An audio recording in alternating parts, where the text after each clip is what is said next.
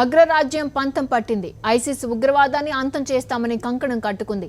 విశృంఖల దాడులతో పేట్రెగిపోతున్న ఐసిస్ ను అంతం చేసి తీరుతామని భీకర ప్రతిజ్ఞ చేసింది.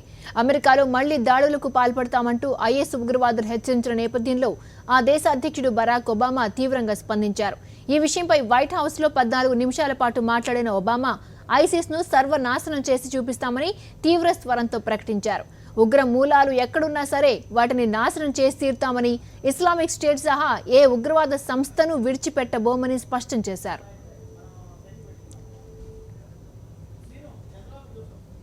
ప్రపంచ దేశాలను వణికిస్తున్న ఐసిస్ ఉగ్రభూతం అమెరికాకు కూడా షాక్ ఇచ్చింది. కాలిఫోర్నియాలో తుపాకీ కాల్పులతో స్వైర విహారం చేసింది. గత వారంలో జరిగిన ఈ కాల్పుల్లో 14 మంది చనిపోయారు. స్థానిక ఉన్మాదులే ఈ ఘాతుకానికి పాల్పడ్డారని అమెరికన్ పోలీసులు మొదట భావించారు. అయితే కేసు విచారణలో ఉగ్రకోణం వెలుగు చూసింది. పాకిస్తాన్ జాతీయుడే కాల్పులకు పాల్పడ్డారని ఆధారాలతో సహా నిరూపితమైంది. చివరికి అసలు విషయం బయటపడింది. ఈ దారుణానికి తామే పాల్పడ్డామని ఐసిస్ ఉగ్రవాదులు ప్రకటించారు. ఇది అమెరికాను మండించింది. ఏకంగా ఐసిస్ ను అంతం చేస్తామని భీకర ప్రతిజ్ఞ చేసేసింది. అయితే ఇరాక్ యుద్ధం అనుభవాలను గుర్తుపెట్టుకుంటామని ఒబామా తెలిపారు. మళ్లీ అలాంటి పరిస్థితులు ఏర్పడకుండా చూసుకుంటూనే ఐసిస్ పై పోరాటం చేస్తామని వెల్లడించారు.